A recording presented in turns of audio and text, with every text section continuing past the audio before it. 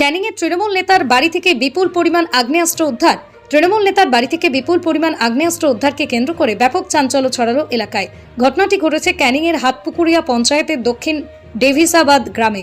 Police সূত্রে খবর, সোমবার রাত প্রায় 8:30 নাগাদ ক্যানিং থানার পুলিশ গোপন সূত্রে খবর পায় দক্ষিণ ডেভিসাবাদ গ্রামের তৃণমূল নেতা আপাতার হোসেন সর্দারের বাড়িতে প্রচুর পরিমাণে আগ্নেয়াস্ত্র মজুদ রয়েছে।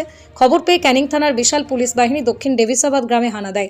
সেখান থেকেই বেশ কিছু জিনিস উদ্ধার হয়। একটি বড় বন্দুক, একটি ছোট বন্দুক, 1 রাউন্ড তাজা কার্তুজ, 12 বোরের 125 রাউন্ড কার্তুজের খোল এবং আনুষঙ্গিক জিনিসপত্র উদ্ধার করে পুলিশ। কিভাবে আগ্নেয়াস্ত্র কাছে রেখেছিল ওই তৃণমূল নেতা, কি উদ্দেশ্য ছিল, কার্তুজগুলো কি কাজে ব্যবহার করেছিল, উত্তর খুঁজতে তল্লাশি অভিযান চলছে।